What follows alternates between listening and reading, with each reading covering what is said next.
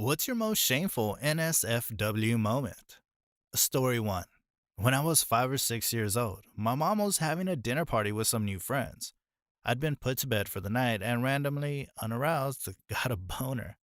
I learned that I could move it up and down if I flexed it. I thought this was so cool that I needed to share it with somebody, so I ran out to the dining room totally naked and proceeded to show an entire dinner party my new dick trick.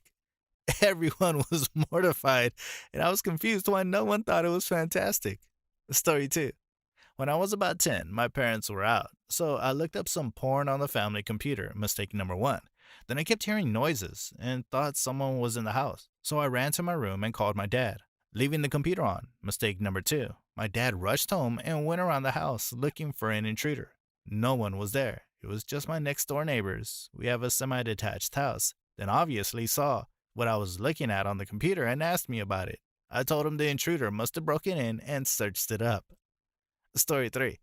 When I was 12, my younger sister walked in on me, playing Fondle the dongle. I told her I couldn't pee and was trying to force pump it out. She told my mom out of worry. I said I needed a doctor to help me pee. When mom confronted me about what my sister was saying, I then had to explain it to her. Story 4. When I was with my ex, we did some long distance for a while. While I'm not about sending nudes, after not seeing each other for a long time, you get an urge to see the other person naked. So, nudes were exchanged. She was primarily interested in close ups of my erect penis, so I sent those. Upon returning home, I discovered that she had set a picture of my erect penis as my profile picture on her phone, meaning that if I'd call her, my penis would be present on the screen in all its glory. I told her this was a foolish idea. What if I called her phone and was lying around somewhere? She said she never had her phone around so that no one would see it, so I didn't think much of it. A few weeks later, we're having dinner with her parents, and she was talking about getting a new phone. Her father, with a straight face and in between 2 bites of his food, remarked, "Gee, if you get this new phone, does that mean you'll install a different picture for when he calls you?" I died 1,000 deaths. Story 5.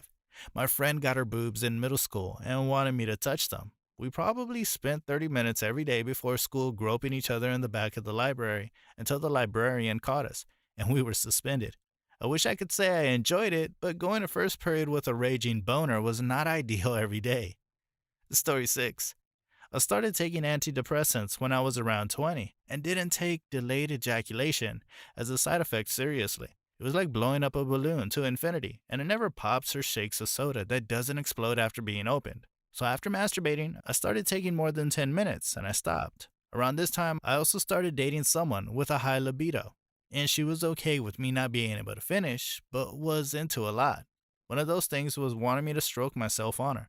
Let me tell you, the awkwardness that goes from stroking yourself in front of a smiling girl for half an hour. That smile turns into a bored look as we both sink into what we're doing. Kink unlocked.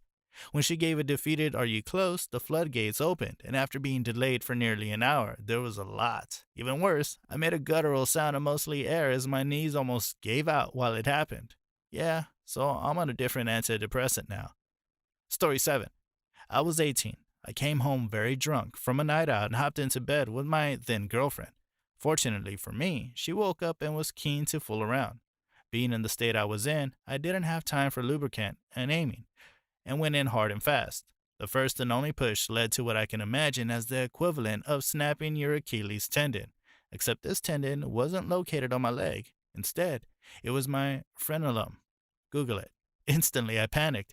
I turned the light on and told my ex to hang on. I saw that I had snapped my banjo string in half and given myself a DIY circumcision. There was so much blood. I played it cool. My gut instinct was to run to the bathroom. Once I made it here, I wrapped my wang up in toilet paper like Tutankhamun, emptied the toothbrush cup holder, filled it with warm water, and stuck my dick in the cup to try to cool it down. It hurt. By this time, I lost a fair amount of blood, and I, hypochondriac, wrong with blood, tried to sit down on the side of the bath to avoid passing out. Didn't work. Long story short, I woke up to my ex-girlfriend's dad standing over me at 7 a.m. around 3 hours later after he had followed a trail of blood down the hallway to where he would typically take his morning shower.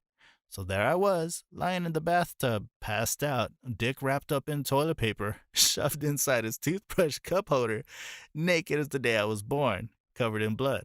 My partner then fell back after I'd left the room that night, leaving her poor father to find me blackout drunk in his bathtub after trying to bang his daughter. He thought I was dead. I wished I was. Story 8. My high school girlfriend and I were having sex sideways, laying down and cuddling.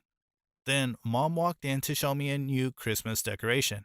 It looked like we were cuddling with her, but she sat on the bed inches away from me, actively inside her, and talked about the decoration for about 10 minutes. I wonder if she knew. They never cared much about that stuff, so I think she was just oblivious. Story 9. When I was 13, my mother walked in on me using her vibrator. The look on her face went from incomprehension to shock to utter disgust over a second or two. She stayed calm and explained how it wasn't appropriate or sanitary for me to do that. But I remember how unsmiling and intense she was, unlike what I'd ever seen her decades ago, but I still cringe so much recalling it. Story 10. I had one of those oral mechanical toothbrushes, and all of us kids did. One day I found mine underneath the sink with one of the saucy romance books my mom loved. My sister liked them too and was using the back end of my toothbrush. I wish I hadn't snapped so severely. I called her into the bathroom and showed her and smashed the toothbrush against the wall and yelled at her, asking why she didn't use her own. She said, because it was nasty, and she said she thought I'd never know. LOL, looking back, I suppose I can see the logic. She was like 13, maybe, I don't know. I was angrier, perhaps, than I should have been. Now it's been 20-ish years, so I doubt bringing it up would be any help. Story 11. I was once highly drunk and stayed in a costly hotel in Hollywood. I went to bed as I should have. I woke up in the middle of the night and had a pee. I walked through the bathroom door and closed it behind me. I then realized that that wasn't the bathroom door, but the room door. I was locked out of my room in a fancy hotel, drunk off my ass, and wearing only my underwear. I went to the elevator lobby, where there was a phone, called the front desk, and explained my situation. They said they would send someone up. I realized I couldn't wait and continued searching for a place to pee and found a janitor's closet with a rolling mop bucket. I took a giant piss in the mop bucket and then walked back to my room door, where a bellhop who didn't want to look me in the eye let me back into my room. I'm very sorry. Mondrian Hotel. Story 12. My dad caught me editing the game files of The Sims to replace the female underwear textures with underwear that makes them look nude. I looked up reference material and edited them in Photoshop. That is much effort to put into something so depraved. Story 13. There was a mod for the original Sims called Art Studio or something where you could upload pictures with frames and hang them up in your Sims houses. Horny teenage me uploaded mini porn pics to hang in every Sims house as an average person would. Thankfully, I was the only person in the place who ever played the game, so no one ever saw my weirdo houses full of porn pics on every wall. Story 14. I was violently ill in my fiance's house where we were living. While he was at work, his dad was working from home, so I needed my mom to take me to the hospital. I screamed for my father-in-law's help, who entered the bathroom to my nude body, shitting and puking at the same time in his bathtub. He called my mom for me, and we never spoke about it. Story 15. As a stupid 16-year-old, me and my best friend stole alcohol from her family and did shots. The problem was that she had a regular shot glass, but I had a double one. I have never been drunk before. I did 16 trials. I got so drunk that I was throwing up everywhere. She got my clothes off, let me wear one of her outfits, and then washed my hair in her sink and got me into bed. To this day, I'm so grateful for her.